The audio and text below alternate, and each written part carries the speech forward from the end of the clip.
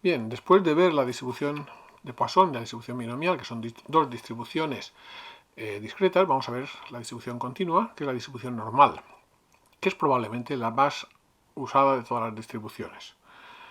La distribución normal, ¿cuándo aparece? Pues aparece una distribución normal si hay contribuciones independientes de varios factores. Por ejemplo, a la altura de una persona, pues hay contribuciones genéticas del padre, contribuciones genéticas de la madre, tenemos también factores ambientales, de salud, de alimentación, pues todo eso hace que haya diferentes contribuciones y la altura de las personas, pues efectivamente sigue una distribución normal. Una distribución normal tiene dos parámetros, mu, que es la medida de la distribución, y sigma, que es la dirección típica de la distribución. Su forma es pues, la consabida campana de Gauss, que ya vemos aquí, con centrada en este caso en el cero y con lo ancha que es depende de la desviación típica. Cuanto mayor es la desviación típica, más ancha es, cuanto más pequeña es la desviación típica, más alta y picuda es. Como hemos visto, ejemplos de la altura de las personas, pero también cualquier otra característica física, su peso, su capacidad pulmonar, el hematocrito, todos estos por los mismos motivos suelen ser distribuciones normales. Errores de las medidas también suelen seguir distribuciones normales porque hay diferentes factores que influyen, el aparato en sí, el operario que lo usa, etc. Longitudes y pesos de las piezas fabricadas, pues también, porque si el que corta influye, la temperatura que hay influye, el voltaje influye, pues todo. Tenemos diferentes contribuciones, tenemos la normal y después la distribución de la media de una muestra, y esto es muy importante, veremos que es muy importante más adelante, sigue una distribución normal. O sea, si hacemos una muestra y cogemos su media, cogemos otra muestra y cogemos su media, cogemos otra muestra y cogemos su media, y miramos todas estas medias, resulta que siguen una distribución normal. Vale, pues entonces, veamos entonces otra vez el aspecto que tiene en función de mu y de sigma. Si la mu vemos, por ejemplo, el azul, la roja y la amarilla están centradas en mu igual a 0, en cambio la verde que está en mu menos 2 está desplazada hacia la izquierda, y vemos que la que tiene menor sigma es la azul, después la verde, después la roja, después la amarilla, que es la más achatada, la más plana. Las otras, en cambio, el azul es la más picuda de todas. Una cuestión importante también a tener en cuenta de la forma, que nos puede ayudar a tener una cierta idea de cómo van las cosas, es que entre un sigma y menos sigma hay el 68% de la población en una distribución normal, es decir, entre mu menos sigma y mu más sigma en este trozo central hay un 68% de la población. Entre menos 2 sigma y más 2 sigma, entre mu menos 2 sigma, entre las dos rayas verdes, vamos a tener el 95% de la población. Y entre las dos rayas rojas, a más menos 3 sigma, vamos a tener el 99,7%. Casi todo el mundo estará allí.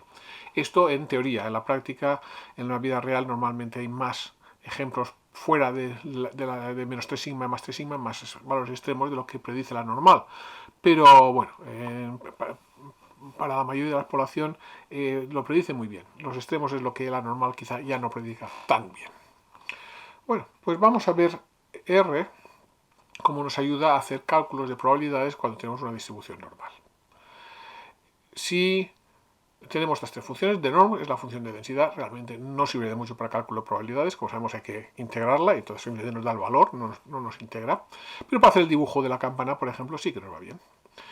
Pnorm, eso nos da la probabilidad que la función de distribución, la probabilidad de que x sea menor o igual que x, y este es el que vamos a usar para todo, para hacer los cálculos de probabilidad en cualquier función continua, en particular en esta.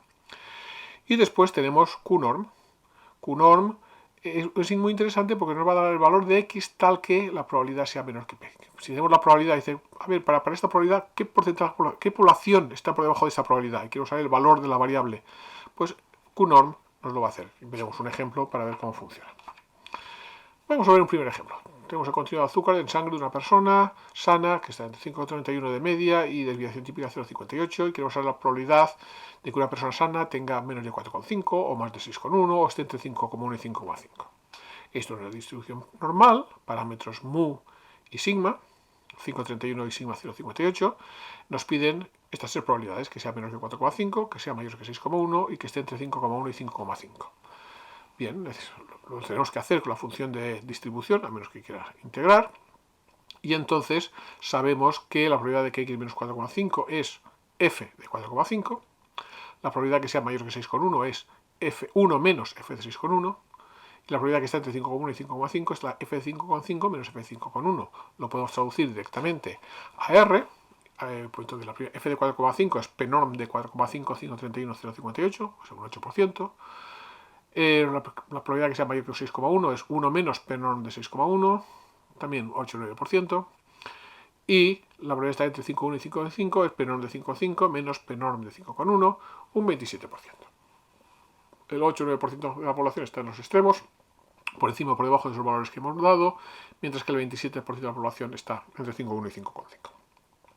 Veamos este segundo ejemplo.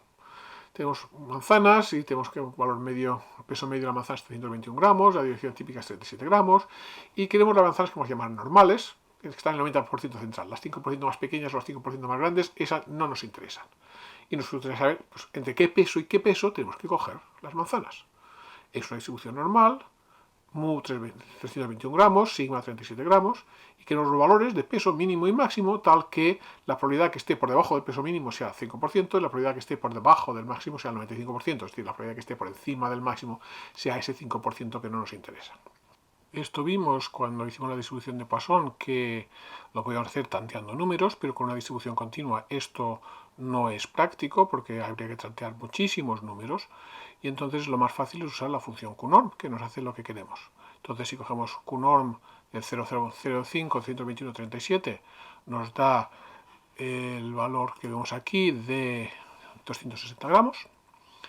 QNorm de 0,95 nos da 382 gramos. Esto quiere decir que el 5% de la manzana está por debajo de 160 gramos, el 5% de la manzana está por encima de 382 gramos, el 95% está por debajo, y eso lo podemos comprobar que efectivamente PERNORM de 382 menos PERNORM de 260 es el 90% que nosotros queríamos.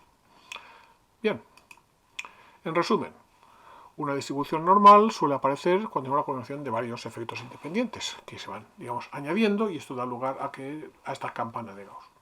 Tenemos como ejemplo pues, presión sanguínea y muchos otros valores naturales, pesos o medidas de objetos fabricados. Y tenemos las funciones de R, de norm, que realmente no sirve para dibujar la curva, pero no sirve para calcular una cosa, pnorm, que sí que nos sirve para calcular, y también qnorm si lo que tenemos es la probabilidad y queremos saber el valor que nos da esta probabilidad. Y esto es la distribución normal.